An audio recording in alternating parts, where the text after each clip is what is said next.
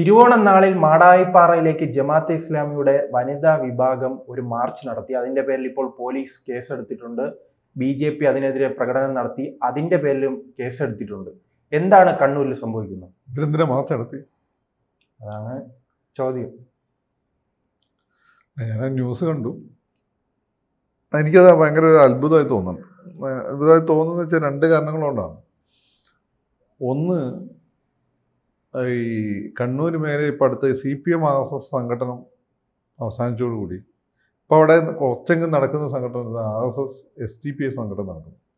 ആ അടുത്തിടെ ഒരു SDPIക്കാരൻ പയ്യനെ വെട്ടിക്കൊന്നിരുന്നു.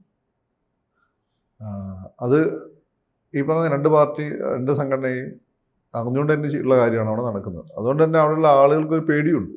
മുമ്പ് RSS BJP സംഘടന RSS CPM സംഘടന ഉള്ളപ്പോൾ ഈ ഇത്തരം വിഭാഗങ്ങളൊക്കെ പൊതുവെ രക്ഷപ്പെട്ട് നിൽക്കുകയായിരുന്നു.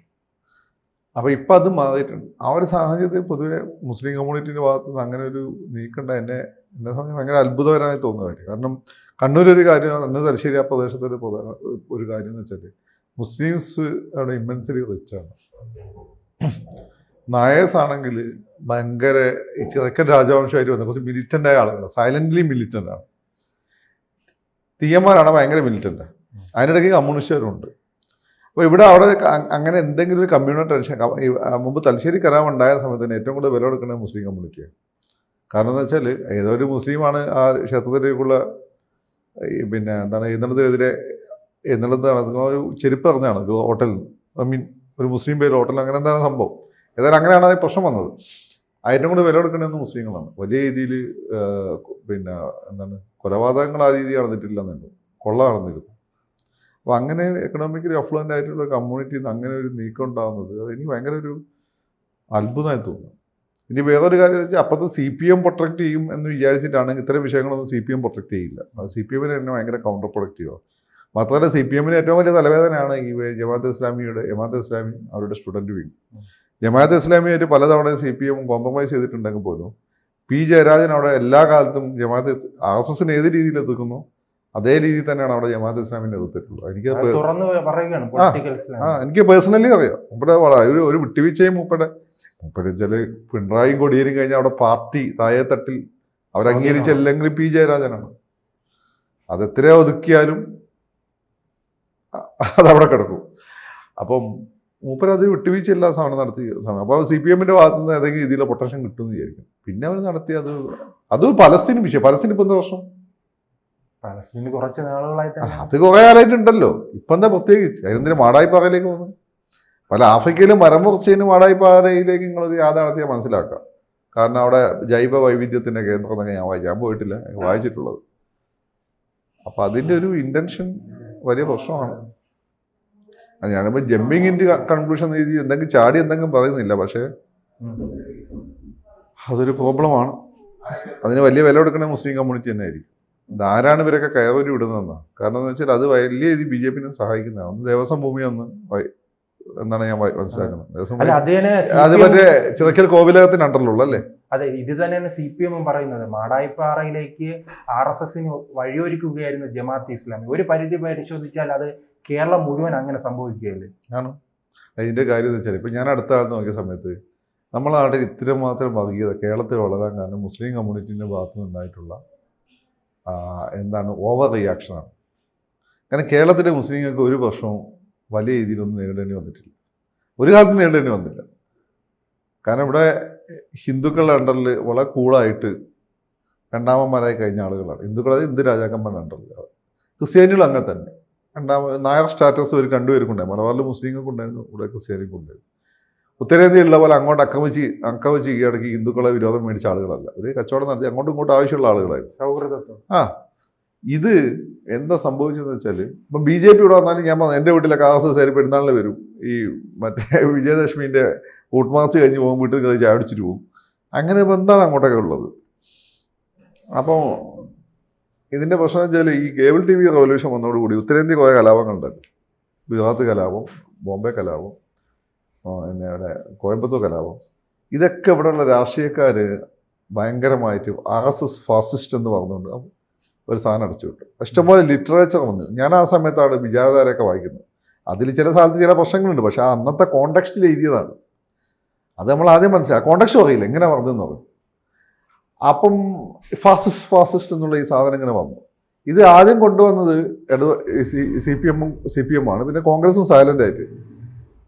പക്ഷെ ഇത് എടുത്ത് പൊലിപ്പിച്ച് മുസ്ലിം കമ്മ്യൂണിറ്റിയുടെ ഉള്ളിൽ RSS is equal to fascist, ഒരു കാരണവശാലും അടുക്കരുത്, RSS ആയിട്ട് എന്തെങ്കിലും ബന്ധമുള്ള ഹിന്ദുക്കളെല്ലാം ഫാസിസ്റ്റുകളാണ്, അത് പതുക്കെ ഹിന്ദുക്കളോടുള്ള ഒരു വിരോധമായിട്ട് മുസ്ലിം കമ്മ്യൂണിറ്റിയിലെ ജമാഅത്ത് ഇസ്ലാമി പോലുള്ള സംഘടനകൾ മാറ്റിയെടുത്തിട്ടുണ്ട്.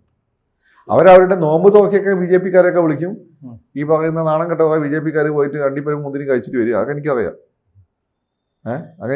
പിന്നെ മറ്റു രാഷ്ട്രീയക്കാരും പോകും.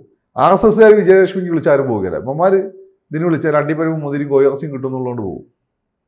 അപ്പോൾ എന്നിട്ട് ചില BJPയിലെ സോഫ്റ്റ് ഫേസുള്ള ആളുകൾ അവരെ ചില സാധനങ്ങളൊക്കെ കൊണ്ടുപോകും. അവരെ ഇൻഡയറക്റ്റ് ഉള്ള പരിപാടിയിൽ ഇവരെ പോയിട്ട് പിന്നെ കാരക്കൊക്കെ കഴിച്ച് വരികയും ചെയ്യും. അങ്ങനെ ഇവർ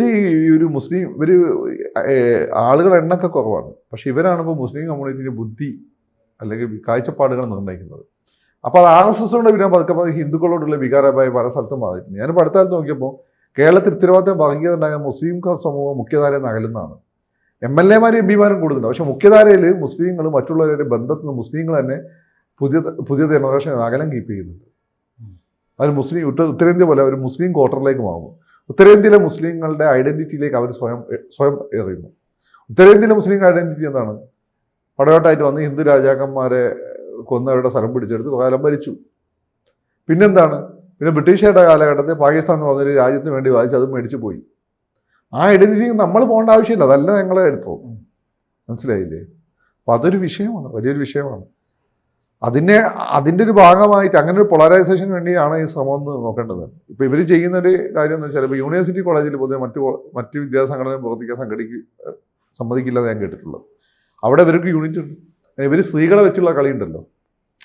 ഇപ്പോൾ ഉദാഹരണമായിട്ട് കർണാടകയിൽ ഈ പർദ്ദ ഇടുന്നത് ശിരോവസ്ത്രം ധരിക്കുന്നതിൻ്റെ സ്കൂളുകൾ പ്രശ്നമല്ലേ, അതിന് പിന്നീട് ഇതേ സംഭവം ഉണ്ടായിട്ടുണ്ട്. പെൺകുട്ടികളെ വെച്ചാണ് കളിച്ചത്.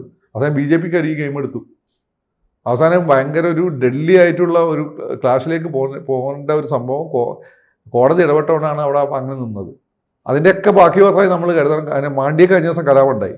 കർണാടകയിലൊന്നും അങ്ങനെ വലിയ രീതിയിൽ കലാപങ്ങൾ നടക്കുന്ന സ്ഥലമല്ല, കോയമ്പത്തൂർ പിന്നെ മംഗലാപുരം വെച്ചിട്ട് അവിടെ കലാപം ഉണ്ടായി. അപ്പോൾ ഇതൊരു അപകടകരമായ പോക്കാണ്. ഇതിന് വലിയ വില കൊടുക്കേണ്ടത് മുസ്ലിം കമ്മ്യൂണിറ്റിയാണ്. ഇനി ഇവിടെ ഹിന്ദുക്കളുമായിട്ട് നല്ല ബന്ധത്തിൽ ഹിന്ദു രാജാക്കന്മാർ അണ്ടറിൽ 2ാം സ്ഥാനക്കാരായിരുന്നു. അതായത് സാമൂതിരിയുടെ പ്രധാനമന്ത്രി 2ാം സ്ഥാനക്കാരനല്ലേ ആയിരുന്നു മുസ്ലിംസ്, ഷാബന്ദർ കോയ എന്ന് പറയും. അതേപോലെ തന്നെ ഇവിടുത്തെ സൗത്തിലുള്ള ക്രിസ്ത്യൻസും അങ്ങനെ തന്നെ ആയിരുന്നു. അതായത് ഹിന്ദു രാജാക്കന്മാരുടെ കൊച്ചിയിലെ രാജാവിൻ്റെ കണ്ടറിൽ ദിവാൻ സ്ഥാനമൊക്കെ ഉണ്ടായിരുന്നു അവർക്ക്. ഏതോ ഒരു നാട് അവരത് ഭരിച്ചുകൊണ്ടിരുന്നത്. അങ്ങനെ എല്ലാം ഹാപ്പിയായി കഴിഞ്ഞുകൊണ്ടിരുന്ന സൊസൈറ്റിയിൽ ഈ പറയുന്ന RSSന്റെ കാര്യവും പറഞ്ഞുകൊണ്ട് ഈ ഹിന്ദു വിരുദ്ധത വരുന്നത്. ഞങ്ങൾ ഹിന്ദു വിരുദ്ധരല്ല എന്ന് പറയുകയും ചെയ്യും, പക്ഷെ പറയുന്നത് മൊത്തം ഹിന്ദു വിരുദ്ധ. ഇതിപ്പോൾ എന്താ RSSന്റെ പുറത്താണ്? ഇത് വത്സൻ തില്ലങ്കരീൻ്റെ വീട്ടിലേക്കല്ലല്ലോ നടത്തിയത്. അങ്ങനെയാണ് RSSന് എതിരാന്ന് പറയുക. ഇത് നടത്തി അങ്ങനെയുള്ള സ്ഥലത്തേക്കല്ലോ അല്ലേ? ഇതുപോലെയായിരുന്നു അന്ന് ഒരു മുദ്രാവാക്യം ഉണ്ടായിരുന്നല്ലോ, SDP-യുടെ പോപ്പുലർ ഫണ്ടിന്റെ മുദ്രാവാക്യം, അവലും എല്ലാവരും സൂക്ഷിക്കും. അതാ ഞാൻ പറഞ്ഞത്. ഇതിന് പിന്നെ എന്തൊരു സൂക്ഷിക്കേണ്ട ഒരു കാര്യമാണ്. ഒന്നുകിൽ വിവരക്കേട് കൊണ്ടാണ്, അല്ലെ ബോധവും വന്നിട്ടാണ്. രണ്ടാണ് അപകടമാണ്. ഇത് വലിയ വില കൊടുക്കുന്നതിന് മുസ്ലിം കമ്മ്യൂണിറ്റിയാണ്. ഇത് കത്തി കഴിഞ്ഞാൽ CPM അങ്ങ് മാറിക്കളയും. കാരണം അവരെ സംബന്ധിച്ച് അവർക്ക് എല്ലാവരുടെ കാര്യം നോക്കിയല്ലേ പറ്റുള്ളൂ. തോന്നിയാസം കാണിച്ചാൽ അത് കൈകരിക്കാൻ പറ്റും. അതുകൊണ്ട് സൂക്ഷിക്കേണ്ട മുസ്ലിം കമ്മ്യൂണിറ്റിയാണ്. സൂക്ഷിച്ചാൽ ദുഃഖിക്കേണ്ട.